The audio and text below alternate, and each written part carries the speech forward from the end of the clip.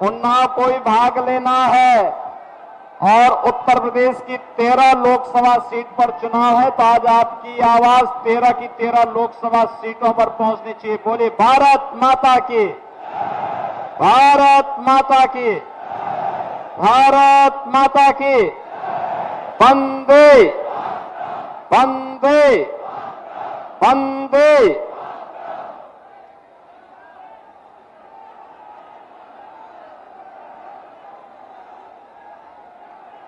शस्त्र और शास्त्र की पावन धरा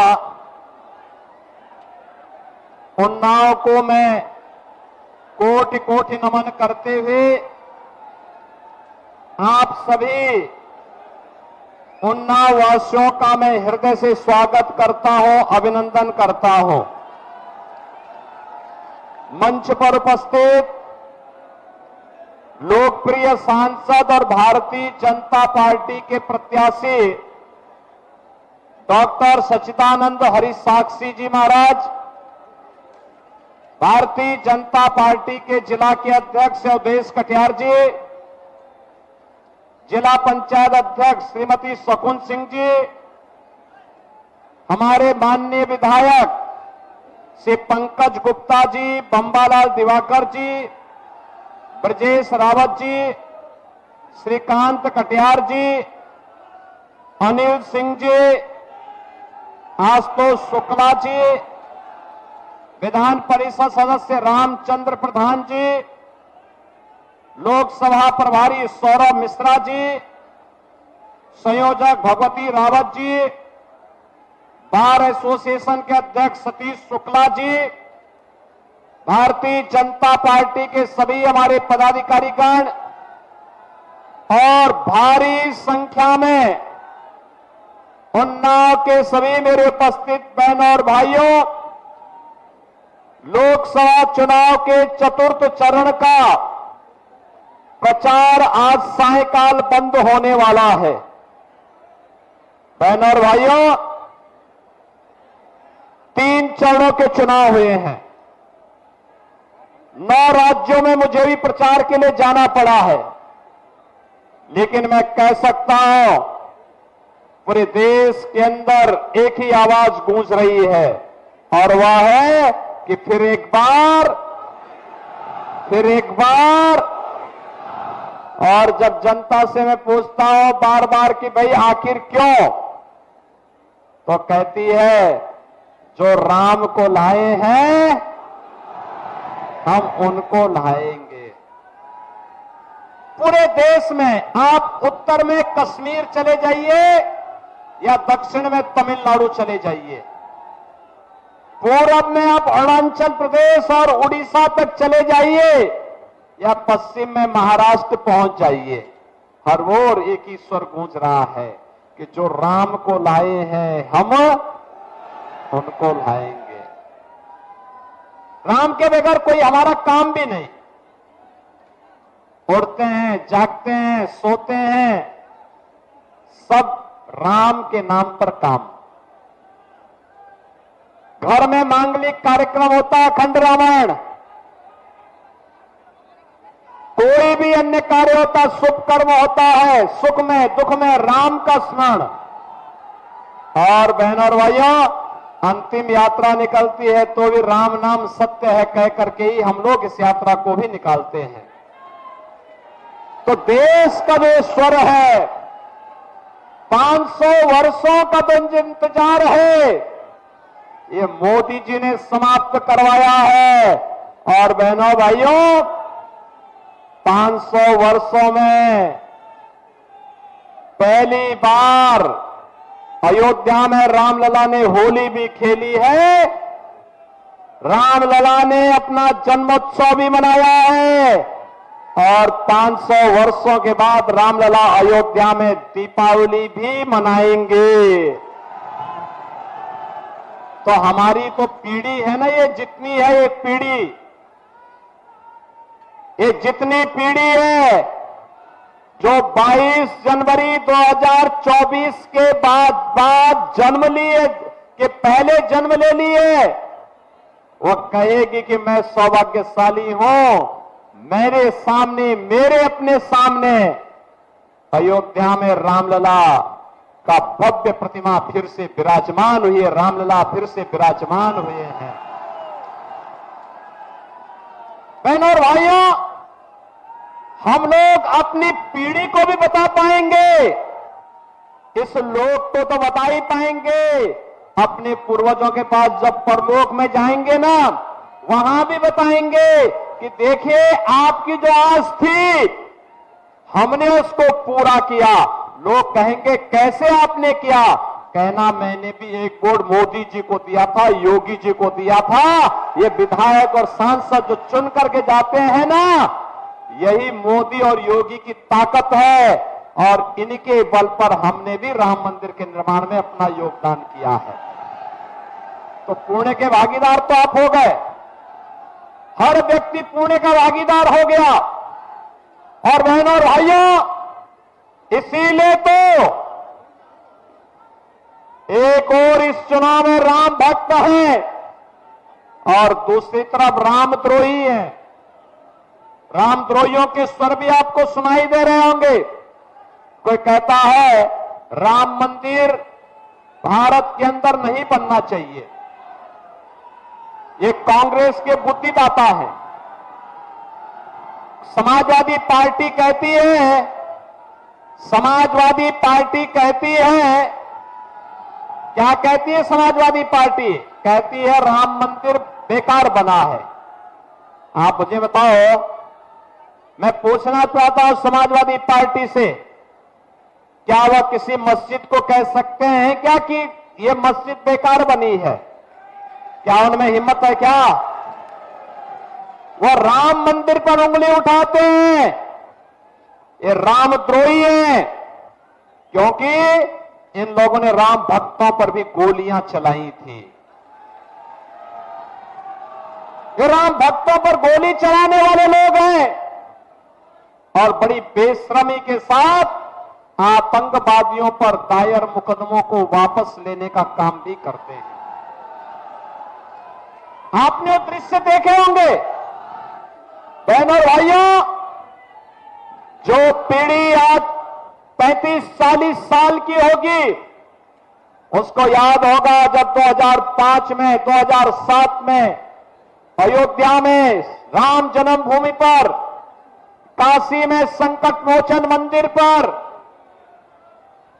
अयोध्या, लखनऊ और वाराणसी की कचहरियों पर और सीआरपीएफ कैंप रामपुर पर हमला हुआ था। आतंकी हमले हुए थे। आतंकी हमलों के लिए जो अपराधी पकड़े गए, जो आतंकवादी पकड़े गए, उन आतंकवादियों पर मुकदमों को समाजवादी पार्टी ने अपनी सरकार के समय वापस लेने का प्रयास किया। और तो धन्यवाद है न्यायपालिका को कि वे आतंकवादी बाहर नहीं छूट पाए, और तब कोर्ट ने टिप्पणी की थी अखिलेश यादव की सरकार पर, कहा था आतंकवादियों के मुकदमों को वापस ले रहे हो और कल इन आतंकवादियों को पद्म पुरस्कार से नवाज करके देश की जनता जनार्दन की सुरक्षा के साथ खिलवाड़ करोगे, ये नई न्यायपालिका मूक दर्शक बनी हुई नहीं रह सकती है।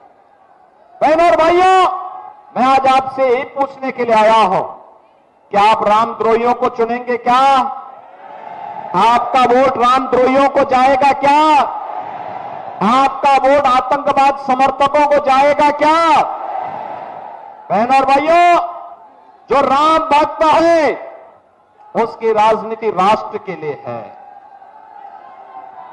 उनकी राजनीति राष्ट्र के लिए है। और जो रामद्रोही हैं, जो रामद्रोही हैं, उनकी राजनीति परिवार के लिए है। अपने परिवार से ज्यादा नहीं सोच सकते। देखा ना समाजवादी पार्टी ने अपने ही परिवार के लोगों को टिकट दिया, बाकी को नहीं दिया। और अभी बाल बच्चे होने दीजिए, पोते नाती पोते हो जाएंगे तो 80 की 80 सीटों पर एक ही परिवार के सब लोग चुनाव लड़ने के लिए आ जाएंगे। यही होगा। 5 पे आ गए, आगे भी बढ़ेगी। ये महाभारत के रिश्ते बहुत लंबे हैं और इसीलिए मैं आपसे कहने के लिए आया हूं, जब व्यक्ति राष्ट्र के हित की चिंता न करके अपने परिवार की चिंता करता है तो विकास का कार्य ठप पड़ता है।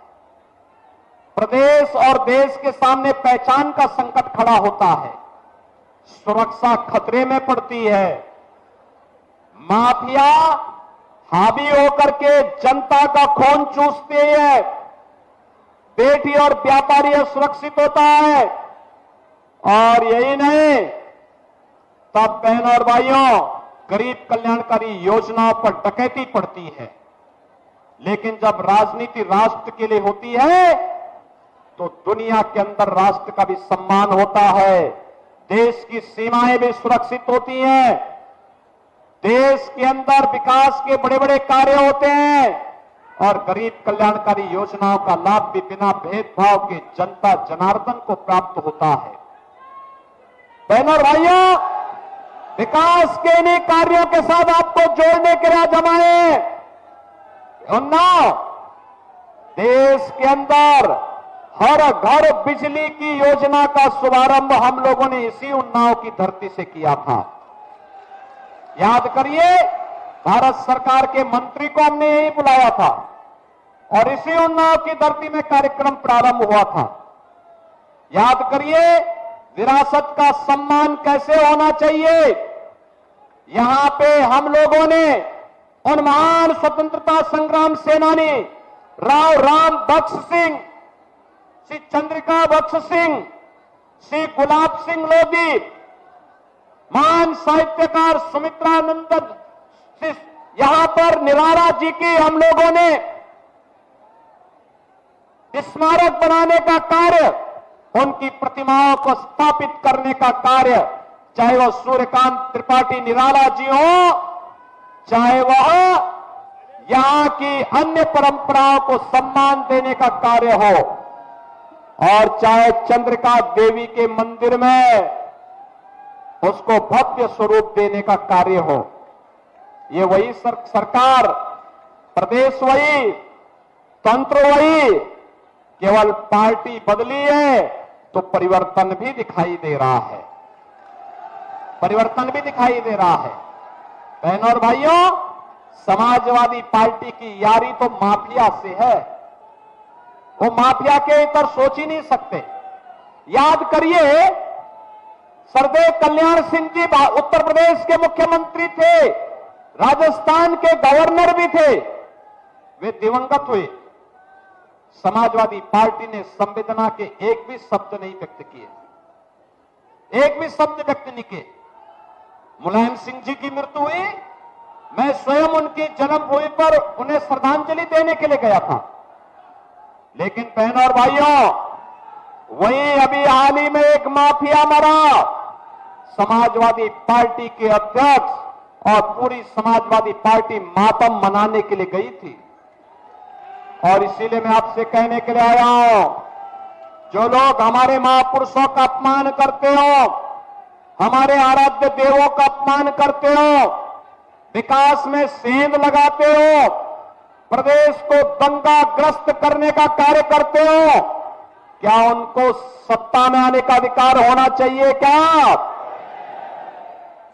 बहनों और भाइयों, आज उत्तर प्रदेश में माफिया और अपराधियों के खिलाफ जो कार्रवाई हुई है, आज उसका परिणाम है कि उत्तर प्रदेश में दंगा नहीं होता, कर्फ्यू नहीं लगता, बल्कि उत्तर प्रदेश में माफिया नहीं, आज महोत्सव का प्रदेश बन गया है। अयोध्या में दीपोत्सव, मथुरा वृंदावन में रंगोत्सव, आपके काशी में देव दीपावली, और कर्फ्यू का स्थान भव्य कावड़ यात्रा ने ले लिया है। कावड़ यात्रा, अब बमबाजी नहीं होती है, कावड़ यात्रा में हर हर बम बम का नारा लगा करके कावड़ यात्रा झूमते हुए निकलते हैं।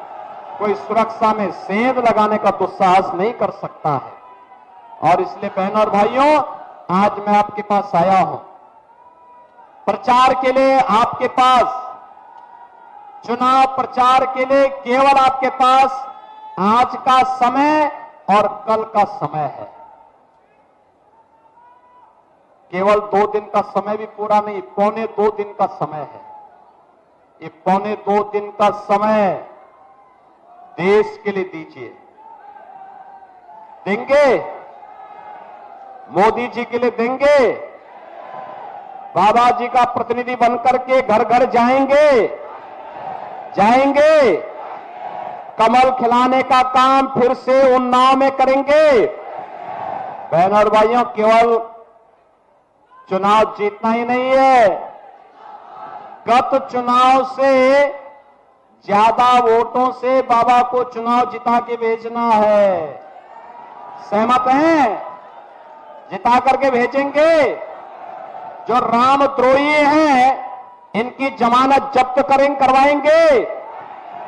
जो आपकी सुरक्षा में सेंध लगाते हैं इनकी जमानत जब्त करवाएंगे। जो विकास के कार्यों को ठप करते हैं इनकी जमानत जब्त कराएंगे। गरीबों के हकों पर जो लोग डकैती डालते हैं इनकी जमानत जब्त कराएंगे। तो बहनों और भाइयों, 13 मई को प्रातः 7 बजे से मतदान शुरू होगा। सुबह 5 बजे जागरण होना चाहिए। स्नान करिए, ध्यान करिए, पूजा करिए। अपने घरों को, अगल बगल के घरों को फोन करिए और कहिए आज का पर्व राष्ट्र के लिए समर्पित है, आज का दिन देश के लिए समर्पित है। चलो पहले मतदान करो फिर जलपान करो। बोलेंगे? बोलेंगे? तो मैं आश्वस्त होकर के जाऊंगा कि सक्सी जी महाराज भारी बहुमत से विजयी बनकर के जाएंगे। सभी लोगों से आश्वस्त होकर के जाओ। तो फिर मेरे साथ बोलेंगे, भारत माता की, भारत माता की, भारत माता की।